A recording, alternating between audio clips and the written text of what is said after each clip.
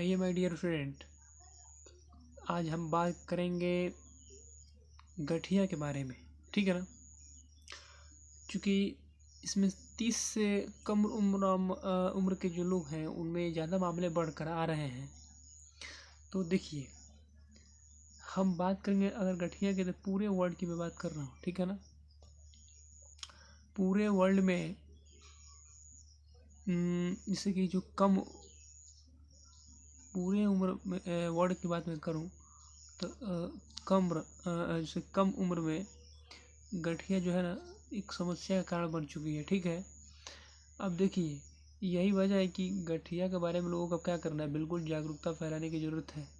अब इस साल की बात करें तो इस साल था कि जो इस साल की थीम थी, it's it's in your your it's in your hands, ये थीम रखा गया था। ठीक है ना। गठिया दिवस पर टेक एक्शन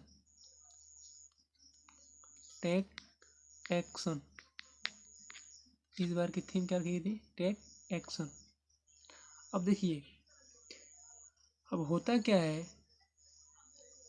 बिना किसी चोट के बगैर जोड़ों, मतलब क्या होता है कि जो बगैर जोड़ों में जो सूजन होने लगता है, जकड़न होने लगता है, दर्द होने लगता है, तो हम लोग क्या करने लगते हैं, इस स्थिति को क्या कर लेते हैं हम लोग, गठिया मान लेते हैं। ठीक है ना। यहाँ पर दर्द होने लगता है तो हम लोग गठिया मान लेते हैं। अब देखिए, इसमें से जो है ना, जो इसके 100 से क्या है कि इसको टाइप 100 से क्या है, 100 प्रकार का है ना, अधिक है, इससे भी अधिक है ना। लेकिन हम लोग मुख्य रूप से दो ही के बारे में जानकारी यहाँ पर लेंगे ना। पहला देखिए क्या है, पहला हमारा क्या है, ऑस्टियो आर्थराइड। क्या है? ऑस्टियो, गठिया में पहला लेंगे ऑस्टियो आर्थराइटिस, आर्थराइटिस। ठीक है ना। जिसको हम लोग क्या बोलते हैं, ओ ए। ठीक है ना, आर्थियो आर्थराइटिस। दूसरा हमारा होता है रूमेटाइड। क्या होता है? रूमेटाइड आर्थराइटिस, ठीक है ना। ये दूसरा हमारा टाइप होता है। पहला दूसरा हो गया, जिसे हम लोग बोलते हैं आर ए, इसको बोलते हैं ओ ए। आइए, अब देखिए, एक जो अनुमान लगाया गया है, उस अनुमान के अनुसार जो हमारा देश है, हमारे देश में जो युवा वर्ग है करीब 2% 2% की जो आबादी है किससे परेशान है, रूमेटाइडिस आर्थराइड से। किससे? आर ए से परेशान है। ठीक है ना। आर ए से क्या है, ग्रस्त है। और देखिए, 20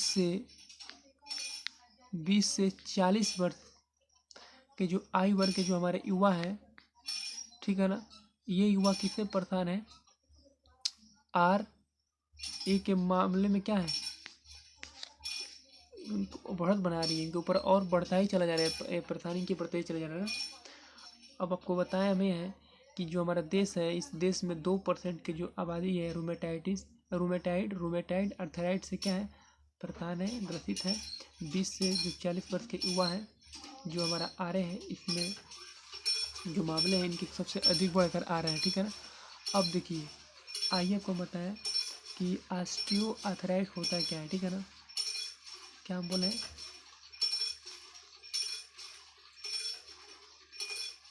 ऑस्टियो आर्थराइड। ठीक है, ऑस्टियो आर्थराइड्स है ना। अब देखिए, इसमें होता क्या है कि उम्र बढ़ने के बाद क्या होता है कि जो उम्र बढ़ने के बाद हमारा जो जोड़े होते हैं, पैरों के घुटने, ठीक है ना,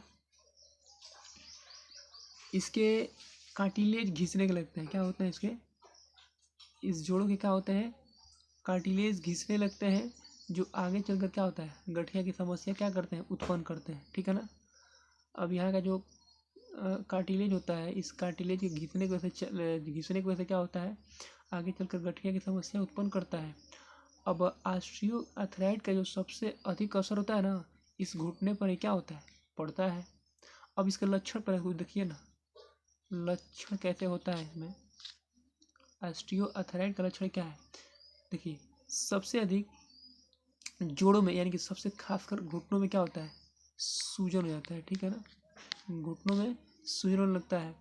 यहाँ पर क्या होता है, जकड़न होता है, यहाँ पर जकड़न भी होता है और दर्द भी खूब बनने लगता है, ठीक है ना, और दर्द भी खूब बनने लगता है। उसके बाद से क्या होता है, यदि देखिए या तो झुक कर, ठीक है ना, या तो झुक कर या वजन उठाते समय ना, यह दर्द क्या होता है, होने लगता है। और देखिए क्या होता है कि कुछ लोग क्या होते हैं कि जब सुबह में ना उठने पर क्या होता है कि तेज से ना, कुछ तेजी से, नहीं तो हल्का सा यहाँ पर क्या होता है, घुटने पर, यहाँ पर घुटने पर दर्द महसूस होने लगता है, ठीक है ना। या फिर देर तक बैठते हैं और उसके उठने पर भी क्या होता है, दर्द होने लगता है। या फिर जब चलते हैं या फिर सीढ़ियों पर चढ़ते हैं तो या उतरते हैं तो इसमें क्या होता है, उनको दिक्कत होती है। ये सब क्या है, इसके लक्षण हैं, ठीक है ना, ये सब इसके लक्षण हैं। अब बताइए इसमें, अब इसकी तो बीमारी है तो इसका उपचार क्या होगा। उपचार का तरीका क्या है कि देखिए शुरुआत जब उपचार इसका हम कराएंगे उपचार, तो शुरुआत में क्या होता है कि जो जिसको ये बीमारी होती है, मतलब जो इससे पीड़ित व्यक्ति होता है गठिया से, उसको क्या होता है, तो या तो उसको फिजियोथेरेपी कराइए, उसे शुरुआत में फिजियोथेरेपी, ठीक है ना, फिजियोथेरेपी, या नहीं तो मसाज से क्या होती है, इनको आराम मिलता है। नहीं तो अच्छे डॉक्टरों से परामर्श लेना चाहिए। फिर क्या है कि जिस पार्ट पर जो पार्ट डिस्टर्ब कर रहा है, उस पार्ट पर क्या करना चाहिए कि जो बर्फ़ है ना, उसे बर्फ़ से सेकाई करनी चाहिए। क्या करना चाहिए, बर्फ़ से सेकाई करना चाहिए, ठीक है ना, ताकि क्या हो, सूजन को कंट्रोल करे, ठीक है ना, सूजन को कंट्रोल कर सकता है रेगुलर 20 से 25 मिनट तक, ठीक है ना। आपको क्या करना चाहिए, उस पर बर्फ़ से सेकाई करना चाहिए, ठीक है ना। इससे क्या होता है कि जो बर्फ़ सेकने से क्या होता है कि जो हमारी मांसपेशियाँ हैं ना, मांसपेशियाँ के जो ऊतक हैं, उन ऊतकों में क्या होता है कि दर्द की कमी लाता है, ठीक है ना, दर्द की कमी लाता है। और देखिए क्या है, जैसे बाकर हो गया, बेत हो गया, बेसरस हो गया, इसके इस्तेमाल से क्या होता है कि जो दबाव होता है ना, ये दबाव क्या होता है कि कम पड़ता है, यानी कि जो चोटिल होने की जो आशंका हमें क्या होती है, कम होती है। अब देखिए जैसे कि जब तेज दर्द होने ज़्यादा लगे तो क्या करना चाहिए, डॉक्टर से हमें क्या करना चाहिए, इसे दवा की बातचीत करानी चाहिए, ठीक है ना, बातचीत करनी चाहिए। दूसरी बात कि घुटनों का अलाइनमेंट बिगड़ने पर, ठीक है ना, जो घुटने का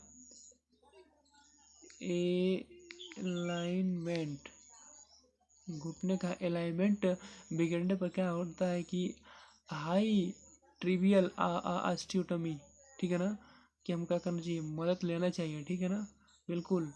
और क्या करना चाहिए कि जैसे कि जो पूर्ण रूप से जो घुटना प्रत्यारोपण है, पूर्ण घुटना प्रत्यारोपण, घुटना प्रत्यारोपण, यानी कि टोटल नी रिप्लेसमेंट का भी सहारा ले सकते हैं हम लोग ना, इसको हटाने के लिए। क्या इसका टोटल नी रिप्लेसमेंट, यानी कि टोटल घुटनों का प्रत्यारोपण भी कराना चाहिए, ठीक है ना। और देखिए जानते हैं क्या है कि जैसे अगर मान लीजिए दर्द ज़्यादा हो रहा है तो जानते हैं क्या होगा, विस्को सप्लीमेंटेशन एक होता है, क्या बोले हम, बिस्को, ठीक है ना, बिस्को सप्लीमेंटेशन,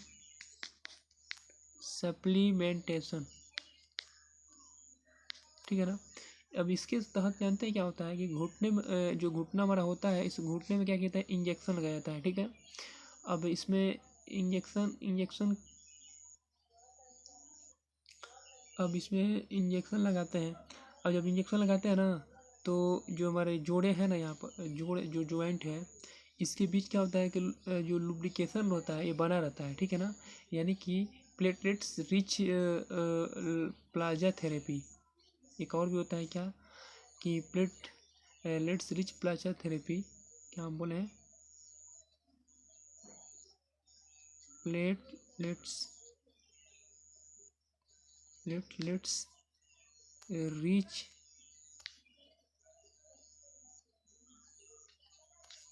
प्लाजा थेरेपी, ठीक है ना। इसमें क्या होता है कि जो मरीज में जो ब्लड जो होता है ना, उसको ब्लड के मरीज के जो ब्लड है उसी से तैयार करके घुटनों में क्या करें, घुटनों का इंजेक्ट कर दिया जाता है, ठीक है ना, घुटनों में इंजेक्ट कर दिया जाए। इसके अलावा जानते हैं क्या होता है, स्टेम सेल्स के इंजेक्शन को भी क्या है इसके घुटने में लगा दिया जाता है, ठीक है ना। अब देखिए, अगर मान लीजिए कि जो हमारे युवा हैं, अगर इनको घुटने की अगर तकलीफ नहीं है ना, तो क्या है कि युवाओं में वजन का अधिक होना भी क्या है, एक इसका कारण बन जाता है। जैसे हड्डियाँ कमजोर होने की स्थिति में क्या होता है ना कि वजन का ज़्यादा होना हमारे शरीर पे क्या होता है, थोड़ा सा दिक्कत करने लगता है ना। तो इसके अलावा ये भी है कि अगर आप धूम्रपान भी कर रहे हैं, तो इससे भी क्या होती है, हमारी हड्डियाँ कमज़ोर होती है। धूम्रपान भी करने से क्या होती है, हड्डियाँ कमज़ोर होने लगती हैं। अगर ये तरीका है कि या तो नियमित रूप से क्या करें, आप नियमित रूप से व्यायाम करें, ठीक है, व्यायाम करें, ठीक है। अपने मतलब कि क्षमता के अनुसार आप क्या करें, रेगुलर टहलें, गति करें, ठीक है। उसके बाद से यह है कि तैराकी भी करते हैं, तो तैराकी भी क्या है, एक अच्छा सा इसको एक्सरसाइज मानते हैं हम लोग, क्या गठिया के लिए। सुबह का आप लोग टहलते ही हैं, सुबह कल रात में सोने से पहले भी आपको कर लें, थोड़ा सा ब्रश कर लें एक बार, ठीक है ना। सोने से पहले क्या कर लें, आप ब्रश कर लें। अब देखिए, चूँकि जानते हैं क्या है, एक एक्सपेरिमेंट में ये बताया गया था कि जो मुंह की सफाई का ना, मुंह की जो सफाई होती है ना, हमारे जोड़ों पर इसका अनुकूल प्रभाव पड़ता है। यानी कि कोरोना पीड़ितों में बड़ी समस्या थी, जो लोग कोरोना से छुटकारा पा चुके हैं, उनमें कई उनमें से जानते हैं क्या है, कई में जोड़ों का दर्द का मामला बहुत तेज़ी से क्या हुआ है, बढ़ा है, ठीक है ना। जिनके कोरोना हुआ था उनमें कई मामला जो है बहुत तेज़ी से बढ़ा है। यानी कि हम खास कर ये बताएं आपको हम कि ऑटो इम्यून रोग हो ना, क्या बोले हम, ऑटो इम्यून रोग के मामले में सबसे अधिक क्या हुई है, बढ़ोतरी हुई है। ये जैसे कि ऐसे मामलों को हम क्या करते हैं कि पोस्ट कोविड अर्थराइटिस कहा जाता है, ठीक है ना। ऐसे जो मामले बढ़े हैं ना, उसको हम लोग पोस्ट कोविड अर्थराइटिस कह रहे हैं। अब देखिए, जो कि हमारे विशेषज्ञ जो लोग हैं ना, वो क्या किए हैं कि उनके अनुसार अगर हम बात करें तो यह जो लंबा समय तक स्टेरॉइड थेरेपी हुआ है, स्टेरॉइड थेरेपी, ठीक है ना, स्टेरॉइड थेरेपी, ठीक है ना। स्टेरॉइड थेरेपी जोड़ों तक वो जो हमारा होने वाला रक्त संचार है, इसी पे क्या कर दिया है कि पूरा इफेक्ट डाल दिया है, ठीक है ना। क्योंकि अब आइए हम आपको बता दे रहे हैं, ये तो इससे था। अब रूमेटाइड अर्थराइटिस के बारे में समझिए ना, रूमेटाइड्स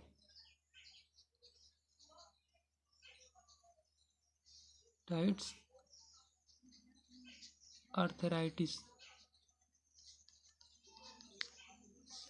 अब इसमें जानते हैं क्या है, इसमें क्या होता है कि जो हमारा पूरे बॉडी का, ठीक है ना,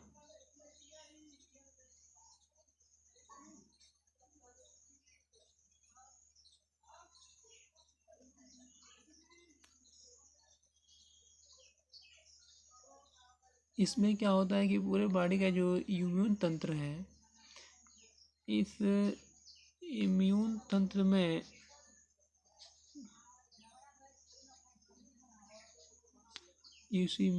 में क्या होता है कि जो हमारा इम्यून तंत्र ही क्या करता है कि जोड़ों को स्वस्थ कोशिकाओं पर क्या करता है कि हमलावर उसका कर देता है ना, जो हमारे कोशिकाओं पर हमलावर हो जाता है। ठीक है, अब इसे मेडिकल की भाषा में जानते हैं क्या होता है, ऑटो इम्यून डिजीज कहा जाता है। क्या बोला जाता है इसे, हम लोग क्या बोलते हैं, auto immune disease, auto immune disease कहते हैं। ठीक है ना, यह अनुवांशिक भी है। इस गठिया में, चूँकि इस गठिया में हम लोग क्या करते हैं, व्यक्ति के हाथ पैर और खासकर जो जो जहाँ पे ज्वाइंट होता है उसको विशेष ये प्रभावित करता है। ठीक है ना, तो हम लोग यही देखते हैं कि जो हमारा आर्य है एक गंभीर क्या है, समस्या है। आर्य जो हमारा क्या है, एक गंभीर समस्या है। मतलब इसका उपचार हम लोग रूम में क्या करते हैं कि रूमेटोलॉजिस्ट के से ही करवा सकते हैं। ठीक है ना, अब देखिए जैसे ज्वाइंट जो हो गया हमारे घुटने का जो ज्वाइंट है, इसके अलावा दिल हो गया, रक्त वाहिकाओं हो गया, फेफड़ा हो गया, आँख हो गया, ठीक है ना, आँख हो गया, त्वचा, इन सब पर भी क्या करता है, इस सब पर असर दिखाता है। चलिए अब इसके लक्षण जानते हैं क्या है। इसके जो लक्षण हैं तो खासकर जानते हैं हाथ पैर और जोड़ों के पास क्या होता है, इसमें भी क्या होता है, सूजन होता है। इसमें भी सूजन होता है, फिर दर्द होने लगता है और हल्का हल्का आपको क्या होता है, बुखार होने लगता है। ठीक है ना, बुखार रहता है। ठीक है ना, अब जोड़ों के पास जो गांठें होती हैं, सारी गांठें क्या होती है, जो कि थोड़ी सी मजबूती के साथ रहती हैं। अब साथ ही जानते हैं क्या होता है, उसका जो शेप है ना उस जोड़ों का, वो बिगड़ने लगता है। यानी कि जब मूवमेंट होता है तो उस पर असर पड़ता है। ठीक है, सुबह के समय ज़्यादा अकड़न होगा इसमें यहाँ पर। ठीक है ना, अकड़न होगा। ठीक है ना, अब देखिए जिससे हम लोग सक्रिय होने पर क्या करते हैं, इसे समय लगता है क्योंकि इलाज में जो नई जैक इनहिबिटर्स दवाएं पाई गई हैं, तो आरए का इलाज ज़िंदगी भर कराइए या लंबे समय तक का कराना पड़ जाता है। ठीक है ना, क्योंकि देखिए आरए के जो मरीज होते हैं ना, आरए यानी कि रूमेटाइड आर्थराइट्स, ठीक है, यह क्या करते हैं कि दवाई लंबे समय तक लेते हैं। इसलिए ऐसे मरीजों को जानते हैं क्या करना चाहिए, खान पान के साथ कुछ बातों का विशेष हमें इन पर ध्यान दिलाना चाहिए। जानते हैं क्या, एक तो लीवर की मॉनिटरिंग, ठीक है ना, इनके लीवर की मॉनिटरिंग, ठीक है ना। दूसरा एक जो खून के तत्व हैं जैसे कि ब्लड, वाइट ब्लड, WBC, ठीक है ना, यूरिक एसिड, ठीक है, कौन, यूरिक एसिड, यूरिक एसिड हो गया, ये सभी जांच करनी चाहिए। आँखों की जांच करनी चाहिए, डॉक्टर से परामर्श लेकर क्या करना चाहिए, कुछ इसके दवा वगैरह की बात चलाना चाहिए ना, और दवा का साइड इफ़ेक्ट भी 5% से ज़्यादा नहीं होना चाहिए ना, ये भी ध्यान देना है। क्योंकि देखिए हमारा जो ओए और आर ए, ठीक है ना, ओए बोले तो ऑस्टियो आर्थराइट और आर ए बोले तो रूमेटाइड आर्थराइट ना, का एक क्लिनिक परीक्षण कराकर, जैसे कि एक्सरा हो गया या MRI हो गया ना, MRI हो गया या अल्ट्रासाउंड हो गया या रक्त परीक्षण हो गया ना, इन सब से जांच करके पता कर लेनी चाहिए। खैर सब इसके बारे में हो गया ना। देखिए पहली बात ना, 20 मिनट रेगुलर तेजी तेजी से या धीमी गति से या तेजी गति से आपको क्या करना है, चलना। जो हमारा ह्यूमन सेल है उसमें सूजन को क्या करता है, कम करता है। ठीक है ना, दूसरी बात व्यायाम वगैरह करना चाहिए। अब देखिए किन लोग सबसे अधिक ना, इन लोग जानते हैं क्या करते हैं, खतरा जानते हैं किसको किसको पड़ता है। देखिए खतरा, ये सब बीमारी सबसे अधिक किसको पड़ती है ना। देखिए पहले तो अनुवांशिक कारण भी एक ठो है। दुर्घटना के समय मान लीजिए घुटने में, जो हमारा घुटना है, या घुटना की बात करें, या खेलने के दौरान एक आध चोटिल रहता है, बहुत अधिक धूम्रपान कर रहे हैं तभी भी ऐसा प्रॉब्लम हो सकती है, ठीक है ना। विटामिन डी की भी कमी हो जाती है तो क्या होता है, प्रॉब्लम होने लगता है। और जैसे कि देर तक गलत पास्चर में रहना भी क्या है, इस पर असर डालने लगता है। महिलाओं में जानते हैं क्या होता है, जिसे रजो निवृत्ति के दौरान क्या होता है कि माहवारी बंद होने से या बच्चेदानी निकल जाने के बाद भी क्या होता है, हड्डियों की सेहत पर क्या होता है, प्रतिकूल असर पड़ता है। इसलिए क्या जानते हैं क्या करें, महिलाओं को 40 के बाद, महिलाओं को 40 के बाद नियमित व्यायाम और कैल्शियम सप्लीमेंट लेने की क्या है, बिल्कुल सलाह देनी चाहिए ना। गठिया में देखिए, गठिया में खाना भी बहुत बड़ा वो है। जैसे हर इनको हरे पत्तेदार सब्जियां खाना चाहिए, ठीक है ना। इन मरीजों को क्या करना चाहिए, हरे पत्तेदार सब्जियां खाना चाहिए। दूसरा लहसुन, ठीक है, लहसुन, अदरक, टमाटर, कद्दू, इनका भी सेवन करना चाहिए। फलों का सेवन करना चाहिए। हल्दी और ब्रोकली में एंटी इन्फ्लेमेटरी माना जाता है, ठीक है ना, जो सूजन को कम करने में क्या होता है, सहायक होता है, ठीक है। ये भी होता है। साबुत का अनाज खाना चाहिए, का साबुत अनाज खाना चाहिए, ठीक है ना। कैल्शियम युक्त पदार्थ खाना चाहिए। सोयाबीन का सेवन सेवन अब देखिए इनको किससे दूर रहना चाहिए खाना, पहले तो इन मरीजों को जंक फूड क्या होना चाहिए, जंक फूड से दूर रहना चाहिए ना। जिसे, और दूसरी बात चिकनाई, जिसमें तेल युक्त है, आयलिक वाले पदार्थ हैं, चिकनाई युक्त खाद्य पदार्थ को भी क्या करना चाहिए, इनको दूर रखना चाहिए। अधिक जो ठंड वाली चीज़ है उसको भी क्या करना चाहिए, इसको भी इससे दूर करना चाहिए। नमक हो गया, चीनी हो गया, मैदा हो गया, ठीक है ना, इन सबको क्या करना चाहिए, कम। जहाँ तक होना चाहिए ना कि मीट और अल्कोहल का भी सेवन कम कर देना चाहिए। तो ये सब इससे रिलेटेड बातें थी जो आपको हम बताएं। चलिए फिर किसी अगले टॉपिक को लेकर हम लोग आएंगे। तब तक के लिए गुड बाय, टेक केयर।